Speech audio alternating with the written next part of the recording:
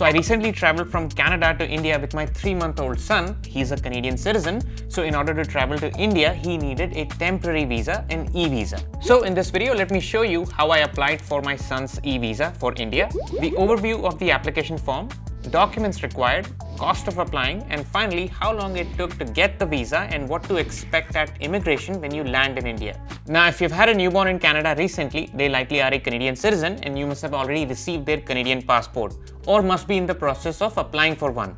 But if you've not done that yet, first you will have to apply for their Canadian passport for your newborn, and then you can apply for the e-visa for India because you'll require the Canadian passport in order to apply for the e-visa. So here's a video where I show you how I applied for my newborn's Canadian passport. The whole process of submitting documents to receiving the passport, everything is covered there. It should really guide you in applying for your newborn's Canadian passport. So do that first and then you can come back and watch this video for e-visa application. If you already have the Canadian passport, then continue to watch. So if you or your child is a Canadian citizen and you want to travel to India, India considers you as a foreign national. So if you want to visit India temporarily, you will have to apply for electronic travel authorization for India. This is also commonly referred to as an e-visa. Think of it as a temporary tourist visa for India that lets you stay in India for 6 months at a stretch. For example, for our case, my wife and I are both still Indian nationals. We still hold our Indian passports. So we don't have any problem visiting India. We don't have to apply for e-visa. But our son was born in Canada, so he's a Canadian citizen. So in order to visit India temporarily, he will have to apply for e-visa. But the same logic is going to apply for the e-visa application for you as an adult as well. If you are a Canadian citizen or in fact a citizen of any other country, when you're considered as a foreign national for India and you want to visit India temporarily, e-visa is the visa that you'll require. So you'll start here. This is the indiavisaonline.gov website. This is where you'll apply for the e-visa.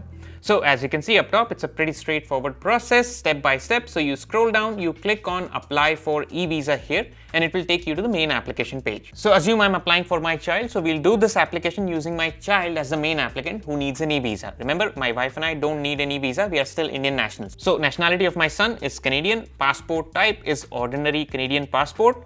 For port of arrival, where you're looking to land in India, so the first entry in India for us, our flight was from Toronto to New Delhi, so Delhi airport is the choice for us. Then date of birth of my son exactly as it's shown in his Canadian passport, and for email ID, I'll enter my email ID. This is the email ID where they'll send the actual e-visa, so make sure it's an active one.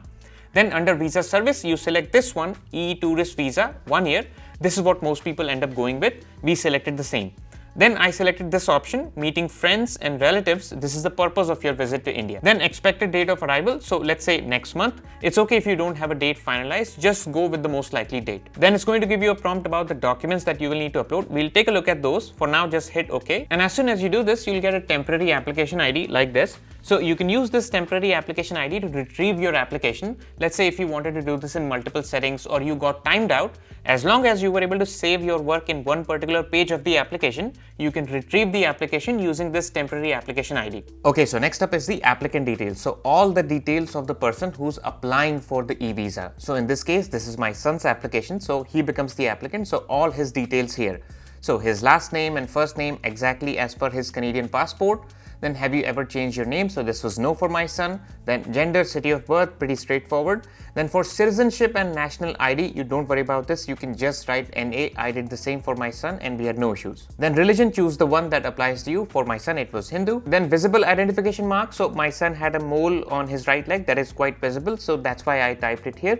But you don't really have to do it. If it's insignificant, then you can just write not applicable. Then educational qualifications. So for my son, this option, NA being minor, is the most suitable. He's a minor. He hasn't had any education yet.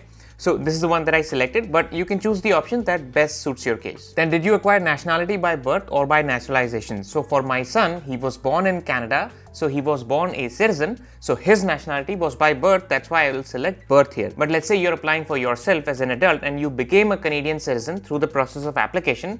That is known as naturalization. So in that case, you will select that. But for my son, by birth is the one that is the most appropriate. Then have you lived for at least 2 years in the country where you're applying visa? So country where you're applying meaning where are you currently living and applying visa from? So my son is living currently in Canada. So he's applying for e-visa from Canada. So he's not lived in Canada for 2 years, he's not even been alive that long, so this answer becomes no. But let's say you're an adult citizen and you're applying for e-visa, so whatever country you are living in currently, if you've lived there for longer than 2 years, then you will select yes. The next up is passport details. So all the passport details of my son, pretty straightforward. So grab the main information page of your passport and you can use that to put all the details here. Then any other valid passport identity certificate, this was no for my son.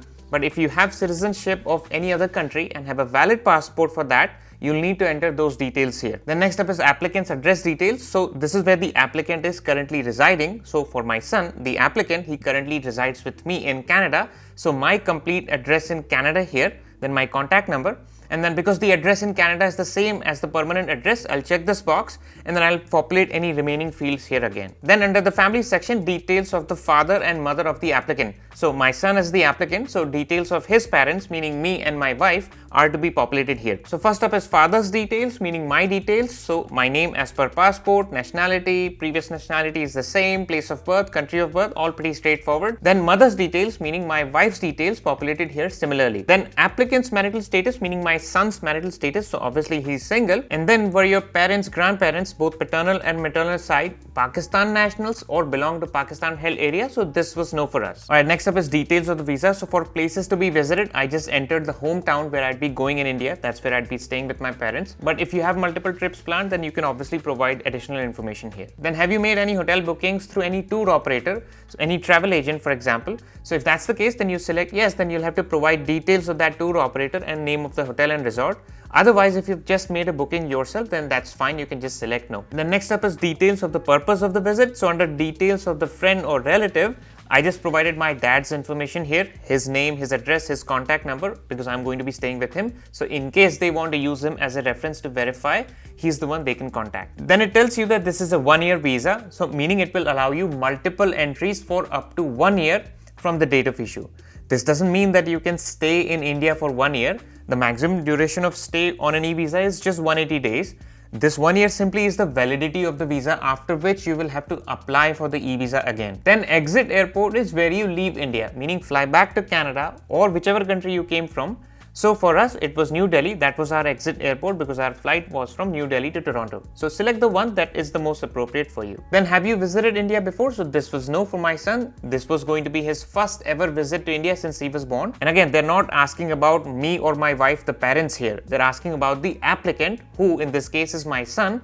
So since he has never visited India before, this is going to be no. Then has permission to visit or extend stay in India previously been refused? So this was no as well. Then countries visited in the last 10 years. So this means leaving your current home country to visit other countries. So for my son who was born in Canada, never left Canada until now, he has not really visited any other country, so this will just be blank for my son. And obviously if the applicant has traveled to any other countries in the past 10 years, then you simply provide their details here. Then have you visited SAARC countries except your own country during the last 3 years? So these are the SAARC countries.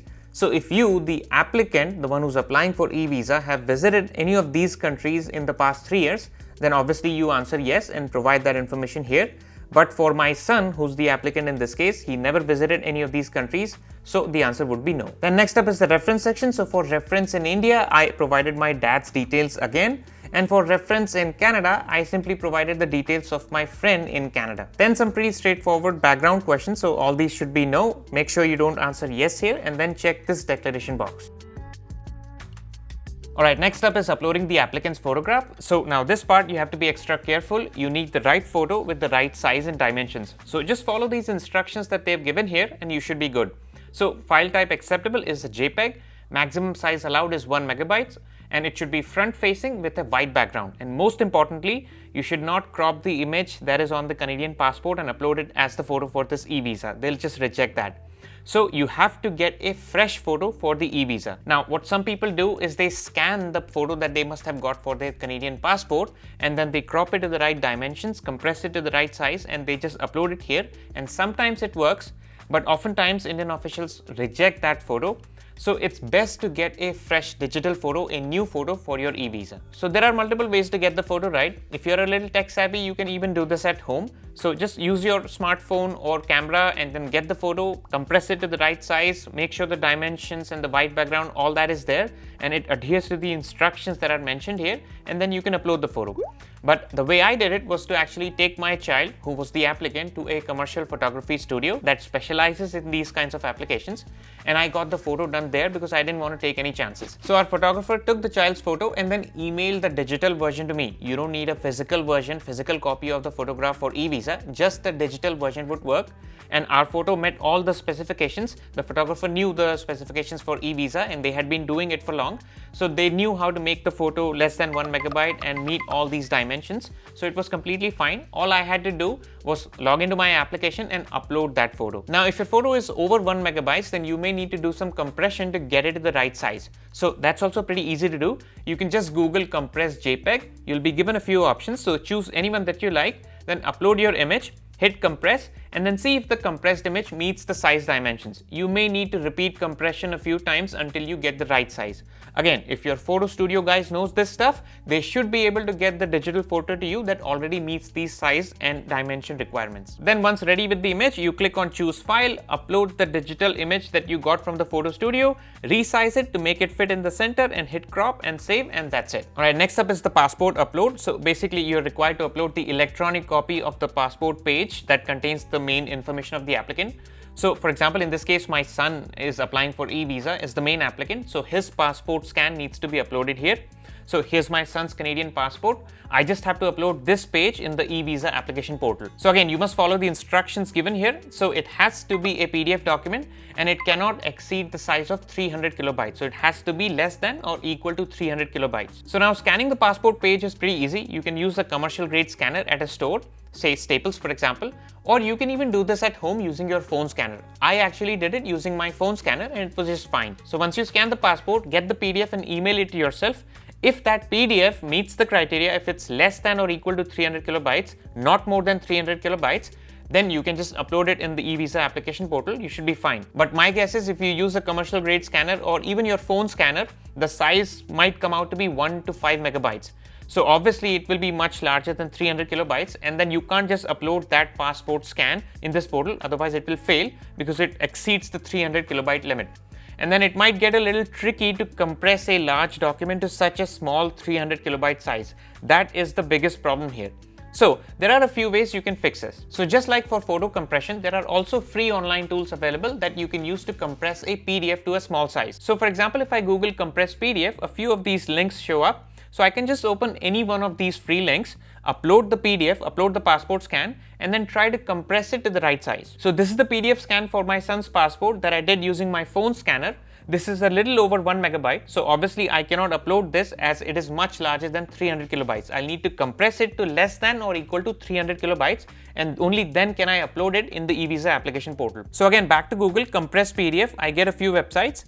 And then if I use this website, small PDF, I upload the passport scan here, choose basic compression, and then it compresses it to 120 kilobytes. Obviously, this is much less than the 300 kilobyte limit, so this should work. So then I download this, review it, and it looks pretty clear. All information is readable. Obviously, it won't be super smooth, but that's fine. So try this one, small PDF. I'll also link it below and see if it works for you. If it doesn't, then you may have to experiment with these other websites here and see which one ends up working for you. Now, if your PDF is really large and you can't get the right compression from all these websites, then you may want to try another website. This is compress PDF to 300 kilobytes. It's already filtered to compress it to 300 kilobytes. I'll leave it in the description below.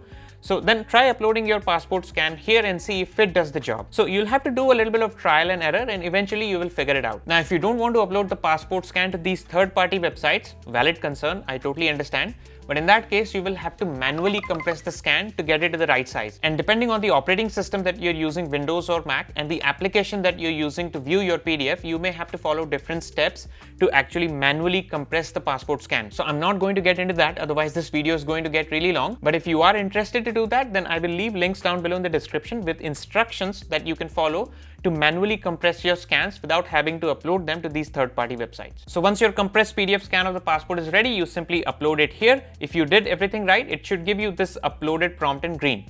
Then you check the verified box and click confirm. Then you'll be taken to this page. You'll be given an application ID. Save it somewhere, as you'll need this to check your application status once you've submitted it. So then you scroll down. This is where you certify. So check yes. Then you'll click on pay now and you'll be taken to the payment gateway. So you'll have a couple of options to pay. I chose this SBI ePay. It should work with majority of the international Visa cards out there. Then this is pretty straightforward. You enter the card details. You can use your debit or credit card to pay. It will be $40 US or about 56 Canadian dollars. Once the payment is successful, you'll get a page like this, and following this, you should expect to receive an email with confirmation of submission. So if everything is okay with your application, you should expect to get a response within 3 days. It's usually quicker than that. I applied for my son's visa and I got the approval in 24 hours. And that approval of visa is going to be an email that will look something like this. It will say ETA at the top and will have all the details, and the application status will say granted with an ETA number. So this is your ETA. This means it's been approved. Now you can just carry a printout of this email, or you can just show it in your phone to the immigration officer when you land in India. Either way works. Now if you want, you can also get the official version of the e-visa. So to do that, you head back to the e-visa website. You click on check your visa status. You paste this application ID and the passport number in these boxes, and then you'll get this confirmation page. Here, if you click on print status, the ETA will be downloaded to your local device. And here is the official version of the ETA with barcode and all the details. Pretty much the same thing as the email, but a little more organized. So all you need to do now is to carry this ETA with you, either a printout or you can even carry it in your phone. Either way works. When you reach India at immigration, you just show this and then they'll stamp your passport. So once you land in India, you just go through immigration like you normally do. In most major airports like New Delhi, there'll be a section for foreign nationals. So that's where you join the queue. They'll then verify the documents of the foreign national and then stamp the passport of the foreign national with the e-visa. So that was all about the e-visa application. Next up on the list is the OCI application for India for my child. I'm working on it right now. As soon as I'm done, I'm going to post that video down below in the description. It should also show up on the cards here. Meanwhile, if you have any questions about the OCI application, you can leave them below in the comments and I'll try to address them in my next video. I'll catch you there.